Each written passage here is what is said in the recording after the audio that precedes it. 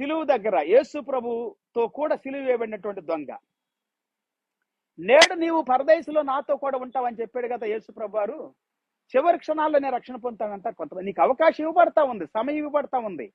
సమయం ఇవ్వబడినప్పుడు, అవకాశం ఇవ్వబడినప్పుడు రక్షణ పొందండి, మారు మనసు పొందండి, పాప పశ్చాత్తాపడండి, ప్రార్థన చేయండి, దేవుని దగ్గర మీ పాపాలు ఒప్పుకండి. ప్రభు మిమ్మల్ని క్షమిస్తాడు, రక్షిస్తాడు. యేసు క్రీస్తునందు విశ్వాసం ఉంచండి, అప్పుడు నువ్వు నీ ఇల్లు నీ ఇంటి వారు రక్షణ పొందుతారని దేవుని వాక్యం సెలవిస్తా ఉంది. అపోస్తలుల కార్యం 16వ అధ్యాయం మొత్తం చదవండి. అక్కడ లూదియా గురించి, చెరసాల అధికారి గురించి వాక్యం సెలవిస్తా ఉంది. 10వ అధ్యాయంలో కొర్నేలు కుటుంబం మొత్తం రక్షణ పొందిన, బంధువులు, స్నేహితులు, ముఖ్య స్నేహితులు అందరూ రక్షణ పొందారని, పరిశుద్ధాత్మతో నింపబడ్డారని, తర్వాత బాప్తిసం తీసుకున్నారని దేవుని వాక్యము పేతురు చెప్పాడు. కాబట్టి బాప్తిసం తీసుకోవాలని తీసుకొని ఉంటారు వాళ్ళందరూ కూడా. దేవుని స్తోత్ర. అక్కడ సంఘం వెలిసి ఉంటుంది. Praise the lord.